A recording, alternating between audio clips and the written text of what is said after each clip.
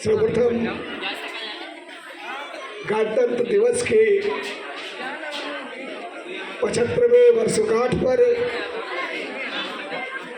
इस विद्यालय परिवार के सम्मानित प्राचार्य जी, अतिथिगण, नन्हे मुन्ने बच्चों एवं उनके अभिभावकों को शुभकामनाएं एवं बधाई देता हूँ। अभी आपके एक शिक्षक ने कहा कि गणतंत्र लोकतंत्र है, गणतंत्र लोगों की व्यवस्था है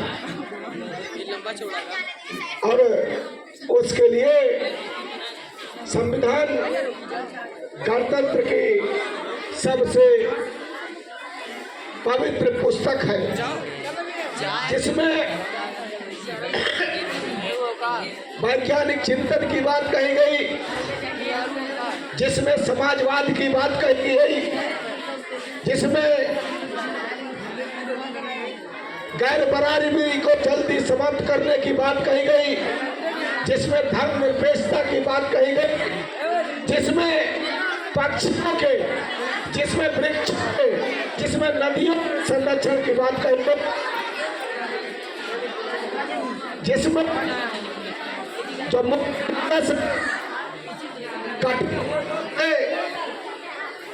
उनको मुख्यधारा में लाने की बात कही गई, जो पद उनको जो पद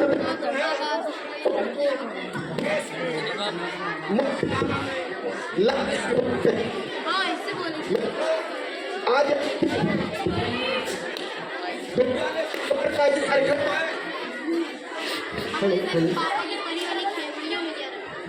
विद्यालय परिवार का एक कार्यक्रम है और बच्चों के बीच में कहना चाहता हूँ, इस देश के संविधान निर्माता बाबा साहब डॉक्टर भीमराव अम्बेडकर ने कहा था,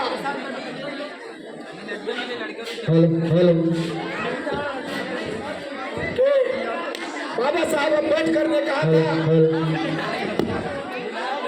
कि शिक्षा वो चीज है, शिक्षा वो चीज है जो उसको हासिल करता है, जो शिक्षा को हासिल करता है वो शेर के तरीके से दहाड़ता है। ये बात बाबा साहब ने अनुभव के आधार पर कहा था। बाबा साहब बचपन में विद्यालय के दरवाजे पर बैठ करके शिक्षा लेते थे। तमाम सामाजिक विषमताओं को उन्होंने झेलने का काम किया। छोटी सी चाल में रहते थे, लेकिन जब बाबा साहब डॉक्टर भीमराव अम्बेडकर ने कोलंबिया सहित तमाम डिग्रियां अर्जित करने का काम किया,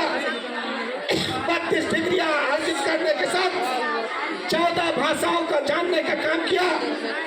तो दुनिया का सबसे अनूठा संविधान, जिसे हम भारत के संविधान के रूप में जानते हैं, बाबा साहब जिनके लिए दरवाजे और खिड़कियां बंद की गई थी, संविधान सभा में न जा पाए, एक ऐसी परिस्थितियां पैदा हुई कि बाबा साहब डॉक्टर भीमराव अम्बेडकर न केवल संविधान सभा में गए, संविधान की प्रारूप समिति के अध्यक्ष हुए। बाबा साहब ने इस देश में हिंदू कोड बिल पेश करने का काम किया। सदियों से जो महिलाएं, जो बच्चे नहीं पढ़ सकते थे, सदियों से जिनको पढ़ने का अधिकार से वंचित किया गया था, जिनको डराया गया था, उनको बाबा साहब डॉक्टर भीमराव अम्बेडकर ने हिंदू कोड बिल के नाम से बालिकाओं को भी गोद लेने का अधिकार दिया। बालिकाओं को भी विधवा